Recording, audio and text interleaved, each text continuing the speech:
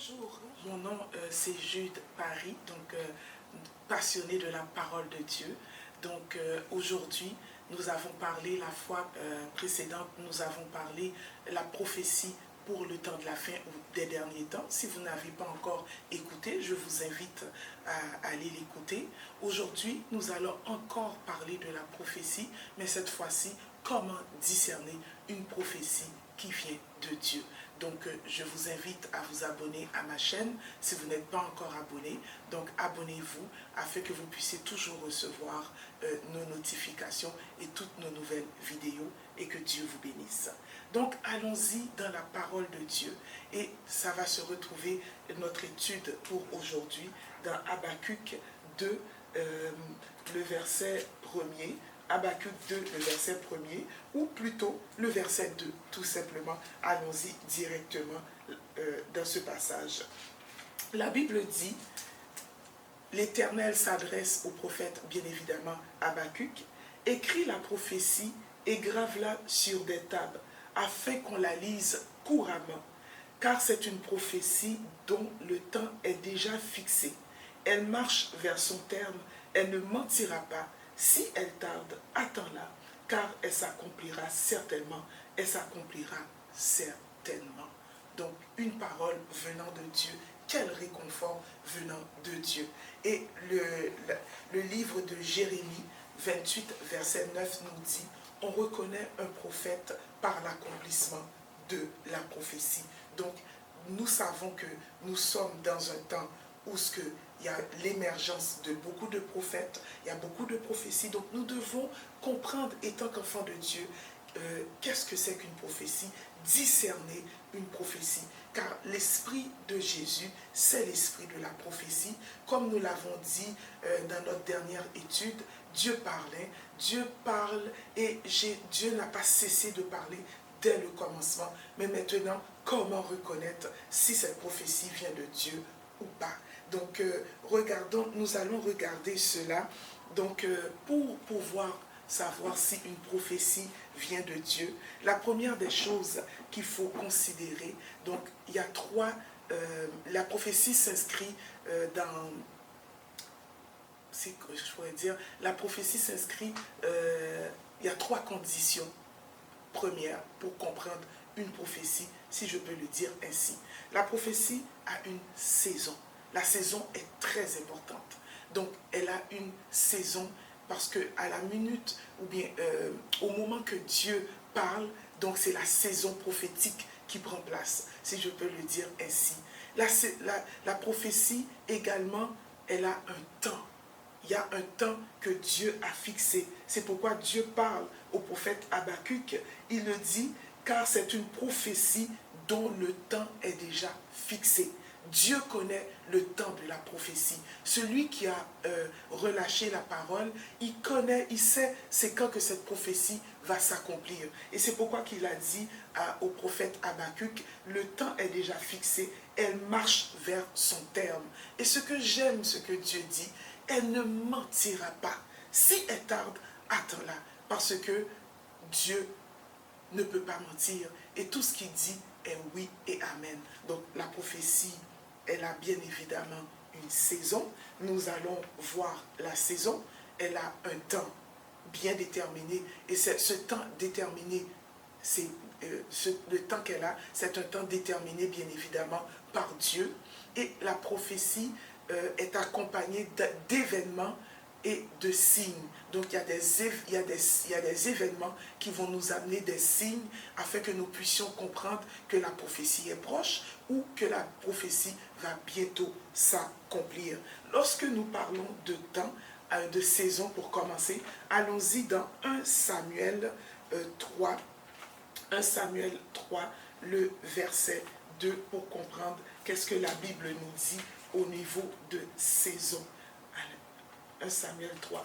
Donc, la parole de Dieu nous dit, là, dans le temps, donc le jeune Samuel, dans le temps du jeune Samuel et du souverain sacrificateur Élie, la parole de l'Éternel était rare en ce temps-là et les visions n'étaient pas fréquentes. Ça veut dire que, oui, Dieu avait l'habitude de parler, mais pour un temps bien déterminé, les saisons, les visions n'étaient pas fréquentes. Donc, ce n'était pas un temps que Dieu parlait beaucoup. Les visions n'étaient pas fréquentes. Ce n'était pas la saison que Dieu avait choisie pour parler. Donc, il y avait un silence de Dieu. Et ce silence, c'est parce que c'est un peuple qui vivait, qui s'était rebellé contre Dieu. Il s'était éloigné de la parole de Dieu. Donc, il y a eu une saison de silence. Et la Bible dit que les visions et la parole de Dieu était rare et que les visions n'étaient pas fréquentes. Nous pouvons voir cela dans 1 Samuel 3, le verset 2.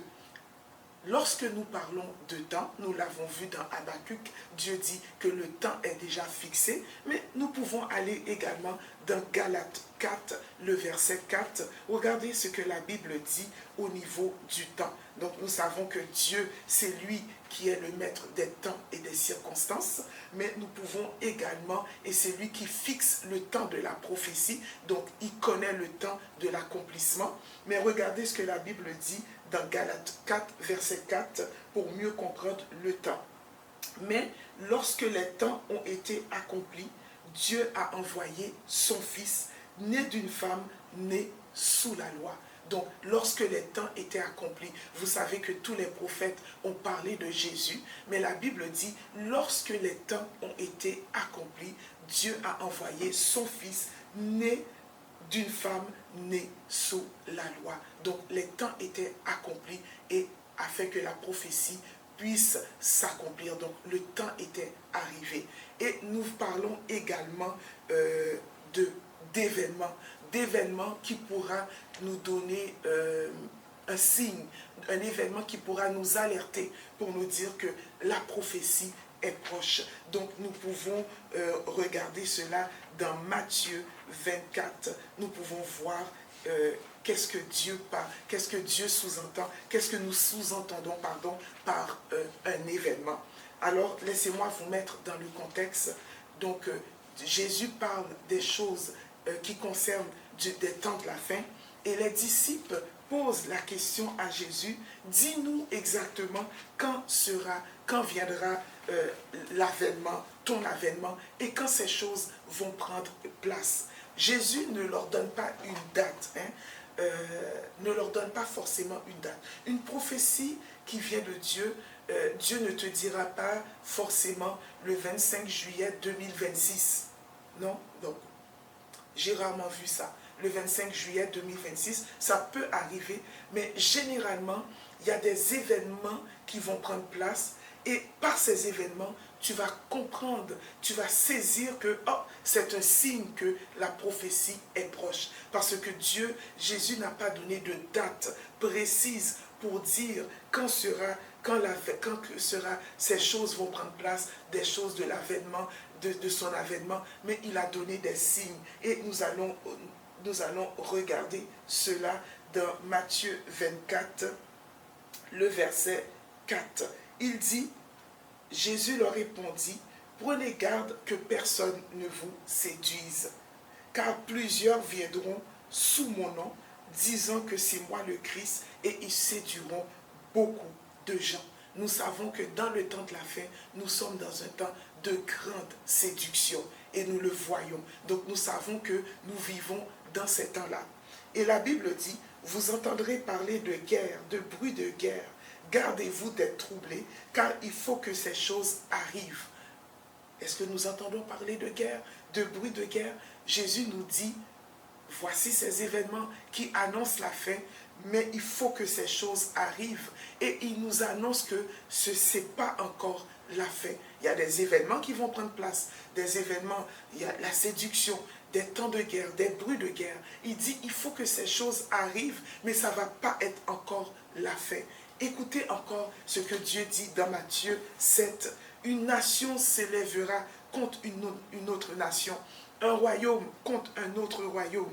Il y aura en divers lieux des famines, des tremblements de terre. C'est ce que nous vivons encore. Nous vivons aujourd'hui. Mais Dieu dit, ce n'est pas encore la fin, mais sachez que la fin est proche. Tout cela ne sera que le commencement des douleurs. Donc c'est le commencement de la fin. Nous sommes dans le commencement des temps de la fin.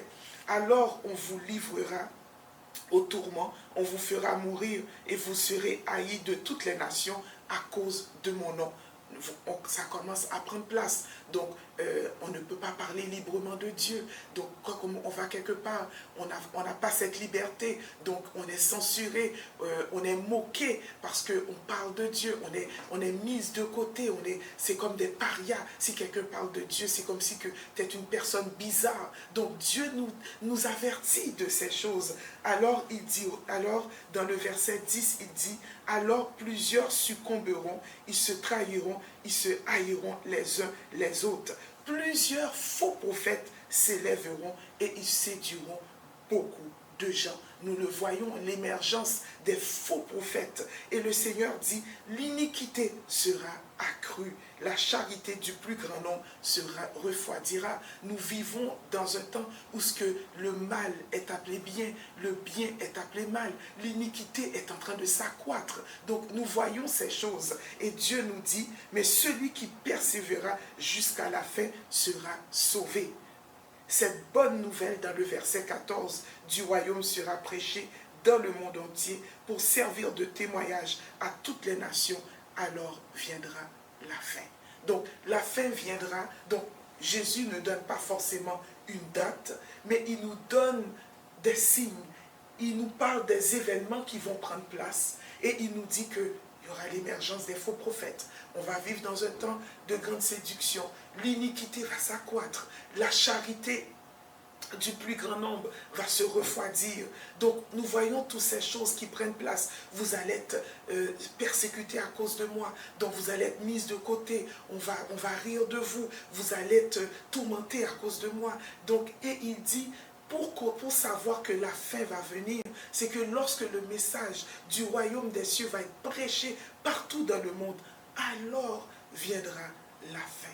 Donc, il n'a pas donné de date, mais par contre, il a expliqué des événements qui vont prendre place, et ces événements nous disent que, probablement, bientôt, nous savons que nous qui sommes des enfants de Dieu, avisés, qui lisons notre Bible, lorsque nous voyons ces choses, le Seigneur a dit, gardez-vous d'être troublés, parce qu'il nous a annoncé ces choses, et nous savons que le temps est proche. Donc, nous avons dit, saison, il y a une saison pour la prophétie, nous avons parlé de temps, et nous avons parlé d'événements qui amènent des signes. Ça veut dire que, est-ce que Dieu parle en tout temps, mais il y a des temps que Dieu également garde le silence. Parce que nous avons vu dans le livre de 1 Samuel, la Bible dit que la parole de Dieu était rare et que les visions étaient peu fréquentes. Donc nous savons qu'il y a une saison, il y a un temps et il y a des événements. Je pense que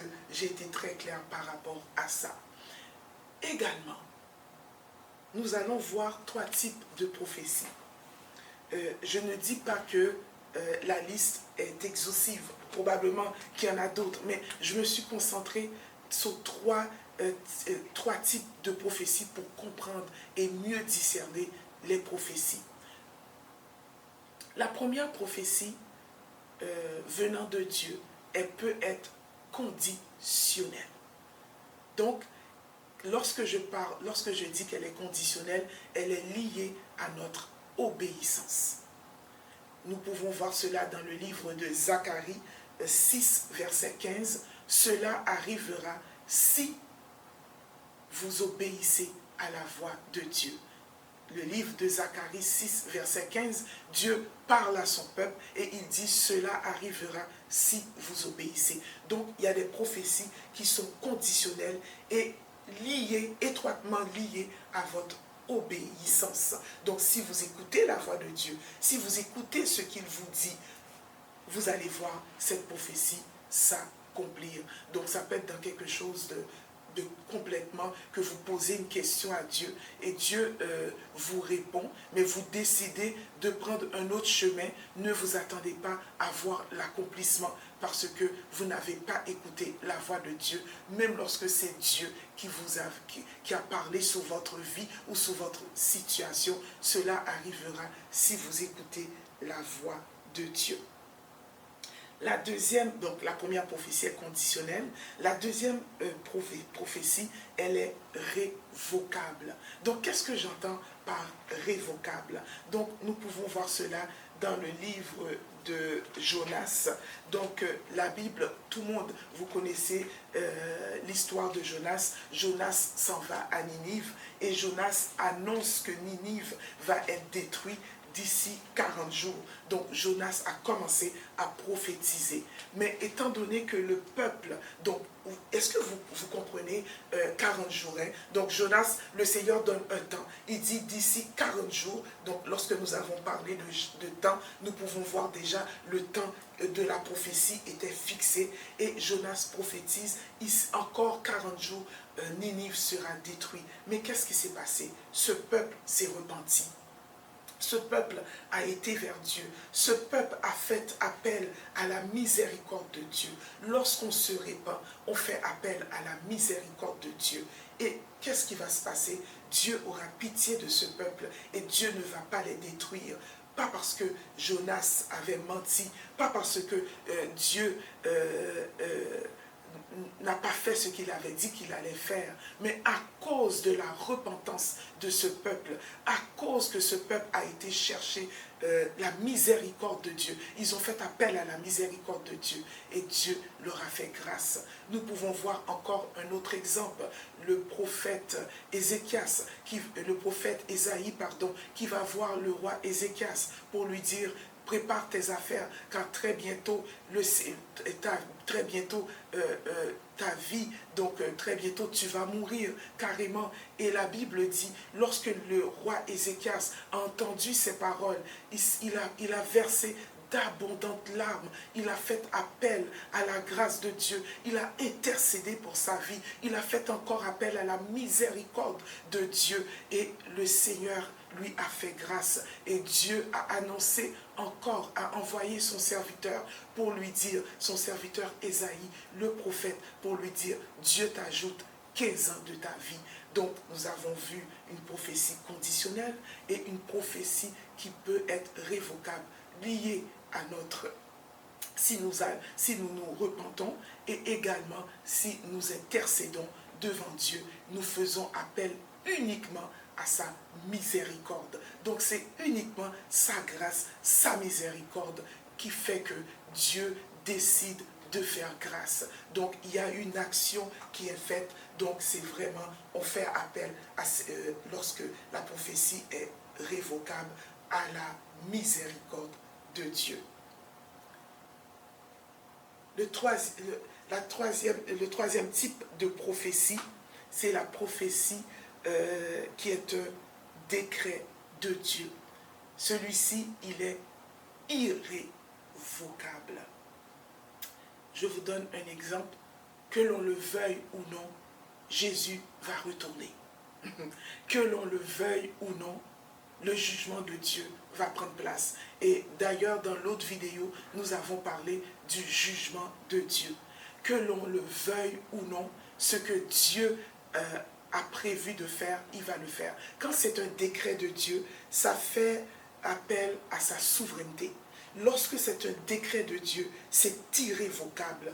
Donc l'action de Dieu ne dépend pas d'un homme.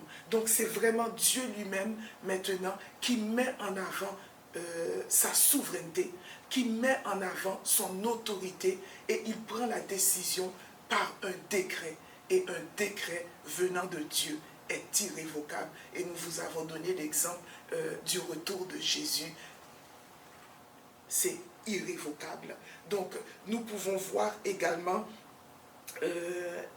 cela dans 1 Corinthiens 14, le verset 1 à 2. Donc, avant cela, nous pouvons regarder, c'est un acte souverain de Dieu. Par exemple, comme le salut est un acte souverain de Dieu. Donc Jésus nous a sauvés par grâce. C'est pourquoi la Bible dit, c'est par grâce que vous êtes sauvés, par le moyen de la foi. Cela ne dépend pas de vous. Donc c'est un acte souverain de Dieu. Dieu n'avait pas voulu de mon aide pour me sauver. C'est sa grâce qui m'a sauvé. Donc lorsque c'est un décret de Dieu, c'est une résolution de Dieu, elle est irrévocable. Ce que Dieu a prévu de le faire, il le fera. Le salut, lorsque Dieu te sauve, c'est indépendamment de ta famille, de ta race, de ton âge, de ta couleur de peau, indépendamment de qui tu es, de ton tempérament, de ta personne, il le fait par un acte souverain de sa part. Donc, il y a des prophéties qui sont irrévocables, donc nous ne pouvons rien faire pour cela. Acte 2, nous pouvons voir ce qui est irrévocable de la part de Dieu. Regardons dans Acte 2, le verset 23. Nous allons voir un passage qui nous parle ce que Jésus a fait à la croix. C'était déjà prévu dans le dessein de Dieu. Acte 2, verset 23, qui parle de Jésus. Donc, Jésus de Nazareth, cet homme que Dieu a rendu témoignage devant vous par les miracles, les prodiges, les signes qu'il a opérés par lui-même au milieu de vous, comme vous le savez vous-même, cet homme livré, écoutez bien, cet homme livré selon le dessein arrêté et selon la prescience de Dieu. Ce que Jésus a fait à la croix, c'était déjà arrêté dans le dessein de Dieu et c'était déjà dans la prescience de Dieu. Donc c'était déjà une résolution de Dieu, c'était déjà dans sa souveraineté. Donc Jésus qui a été livré à la croix, c'était dans le plan parfait et c'était dans le dessein de Dieu. Donc c'est ce qu'on appelle une prophétie irrévocable. Donc selon le dessein de Dieu et selon la prescience de Dieu, on ne peut pas arrêter cela. Donc, j'espère que vous avez cerné ce que nous avons parlé de la saison, du temps, des événements qui amènent des signes. La première prophétie conditionnelle liée à notre obéissance. La deuxième, elle est révocable si toutefois nous faisons appel à sa miséricorde.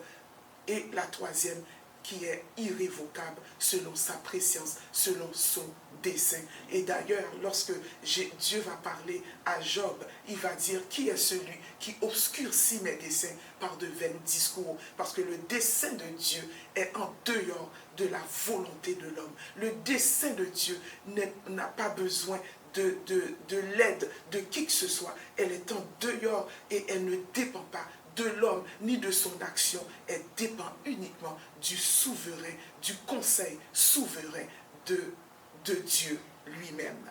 Donc, merci Seigneur, parce que nous savons que, encore, ça nous confirme que c'est Dieu qui est Dieu. Donc, vous pouvez déjà discerner quand une prophétie vient de Dieu. Donc, j'aimerais, pour continuer, pour que nous puissions aller dans 1 Corinthiens 14, pour que nous puissions saisir une parole de Dieu. Dans 1 Corinthiens 14, le verset 1er, déjà en partant. 1 Corinthiens 14, le verset 1er. Donc, la Bible nous dit, donc, rechercher la paix et aspirer aux dons spirituels, mais surtout à celui de prophétie. Hein? Donc, pourquoi? Donc, la prophétie est importante, car la Bible nous dit, rechercher la paix et aspirer aux dons, mais surtout le don de prophétie, parce que c'est Dieu qui parle et c'est Dieu qui révèle sa pensée. En effet, celui qui parle en langue parle aux hommes, mais mais à Dieu, car personne ne le comprend. Donc celui qui parle en langue ne parle pas aux hommes, mais plutôt à Dieu, car personne ne le comprend. C'est un esprit qui dit des mystères. Celui qui prophétise, au contraire, parle aux hommes, les édifie, les exhorte et les console. J'aimerais parler de la consolation. Nous savons c'est quoi édifier. Nous savons c'est quoi exhorter. Je pense que nous savons c'est quoi également consoler. Mais laissez-moi vous parler de la consolation venant de Dieu. La consolation venant de Dieu n'est jamais figé dans un temps. Si on vous prophétise et on vous dit, vous avez beaucoup pleuré, oui, et alors? Tu es malade, oui, et alors? Non. Une prophétie venant de la part de Dieu, elle amène toujours une action. Dieu relâche la parole et il y a une action qui va venir de Dieu. Et c'est cette action que Dieu va nous révéler. Par exemple, tu as été blessé. Alors, tu reçois une prophétie qui dit, j'ai vu tes larmes, tu as été blessé, mais je panserai tes blessures, dit Dieu. Donc, une parole a été relâchée et il y a une action. C'est la meilleure façon de discerner une prophétie qui vient de Dieu. Une prophétie ne nous laisse jamais sur notre appétit. Dieu dit, tu es malade, mais je te guérirai. Donc, il y a toujours une parole qui est relâchée et il y a une action qui suit cette parole. Parce que la prophétie, elle est vivante, elle marche vers son terme. La prophétie, elle vient de Dieu. Et c'est pourquoi que Dieu dit, ma parole ne retournera pas à moi sans qu'elle ait eu son effet. Donc, la prophétie, c'est une parole venant de Dieu, mais il y a une action qui accompagne la prophétie. Tu reçois une parole de Dieu, il y a une action que Dieu te dit, voici ce que je vais faire. Donc c'est très important. Donc la prophétie, c'est jamais une parole toute seule, mais il y a une action qui accompagne cette prophétie venant de Dieu. Une parole venant de Dieu, une action. Voici ce que Dieu va faire. Et Dieu te révèle son plan pour ta vie. Et là, tu vas savoir exactement quel est le plan de Dieu pour ta vie. As-tu reçu une prophétie? Il y a une action de Dieu qui également est en arrière de cette prophétie. Je vous donne un exemple d'une consolation. Et la consolation n'est pas seulement dans le passé. La consolation peut être dans le présent, elle peut être dans le futur. Parce que Dieu ne parle pas seulement dans le passé, il parle dans le futur. Donc, je vous donne un exemple. Dieu parle à Abraham. Dieu lui dit, cette référence, nous pouvons voir cela dans Acte 7. Acte 7, le verset 6. Dieu parle à Abraham. Il lui dit que sa postérité va séjourner dans un pays étranger. Et il lui dit, on la réduira en servitude et on la maltraitera pendant 400 ans. Mais la nation à laquelle ils auront été asservis, c'est moi qui la jugerai, dit Dieu. Après cela, ils sortiront et ils me serviront dans ce lieu. Alors, Dieu parle à Abraham.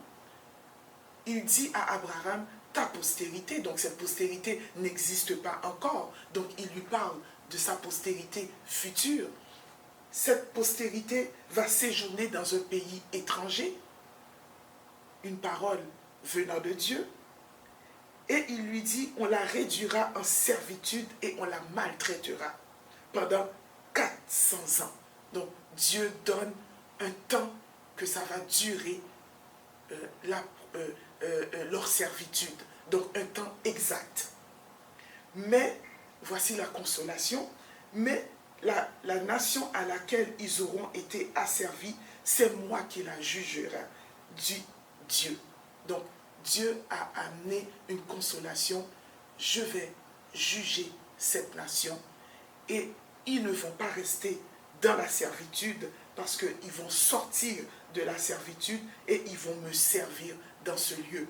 Donc, la consolation, c'est qu'ils vont sortir de ce lieu. Ils ne seront pas toujours dans les chaînes et ils vont me servir. Et il révèle à Abraham le jugement qu'il va prononcer contre cette nation. Car Dieu dit, la nation qui les auront asservis, je vais les juger. Je les jugerai. La consolation, ils vont me servir. Et ils vont sortir de ce lieu. Donc nous voyons une consolation future. Je vous donne un autre exemple de consolation, toujours dans le même exemple. Dieu parle à Moïse dans le buisson ardent. Il dit, j'ai entendu les cris de mon peuple présent et je suis descendu pour...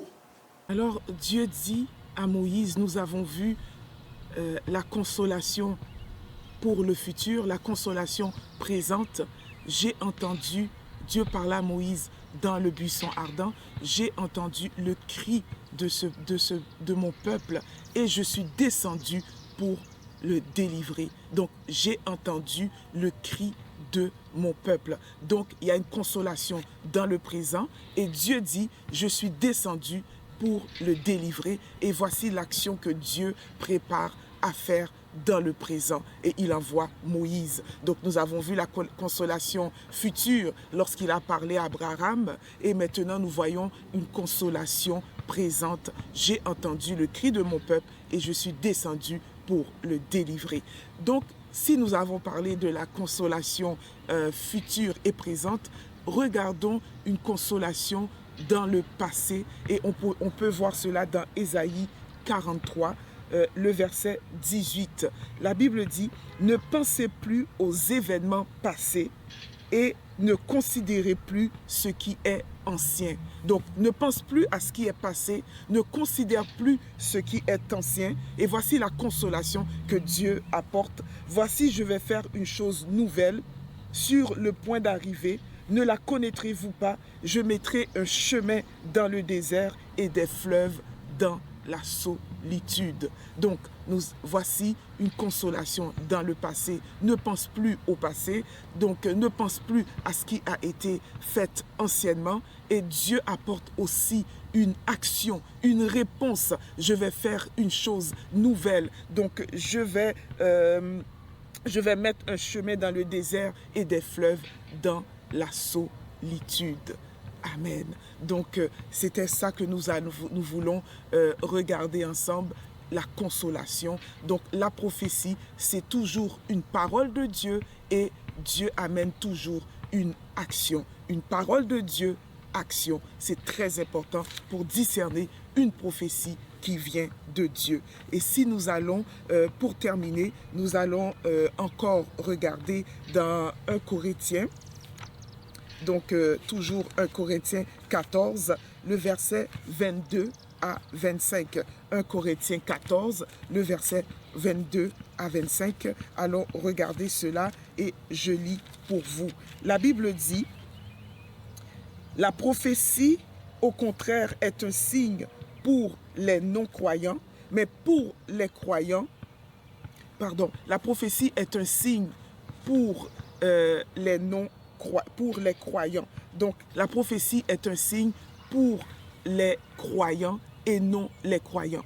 Par contre, si un non-croyant viendrait à venir dans notre assemblée, regarde dans le verset 24, il dit, mais si tous prophétisent et qu'il survienne quelques non-croyants ou un homme du peuple, il est convaincu par tous et il est jugé par tous et les secrets de son cœur sont dévoilés, de sorte que tombant sur sa face, il adore Dieu et publiera que Dieu est réellement au milieu de vous.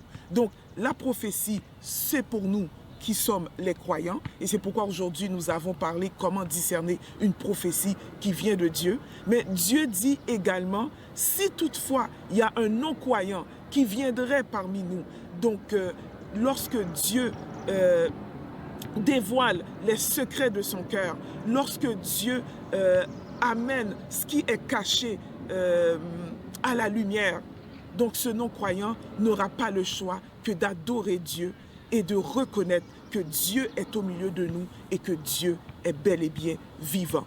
Mes chers amis, la prophétie, ce n'est pas pour élever un homme. La prophétie, ce n'est pas pour glorifier une personne, mais la prophétie nous amène directement à tomber sur nos genoux. La prophétie nous amène directement à adorer Dieu et à reconnaître que c'est Dieu qui est Dieu et qu'il est réellement vivant. Avant de terminer, j'aimerais terminer avec ce passage dans 1 Thessaloniciens 5, le verset 19 à 21. La Bible dit, n'éteignez pas l'esprit, ne méprisez pas les prophéties, mais examinez toutes choses, retenez ce qui est bon. Donc, j'espère que cette étude concernant la prophétie, comment discerner la prophétie, sur le discernement spirituel, vous a beaucoup aidé. Laissez-nous vos commentaires, dites-nous ce que vous en pensez et comment ça a pu vous éclairer, et ça va nous faire plaisir également de lire tous vos commentaires. Si vous avez des sujets d'études, faites-nous le savoir également dans les commentaires. D'ici là, je vous dis à une prochaine étude et merci d'avoir été des nôtres. Que Dieu vous bénisse.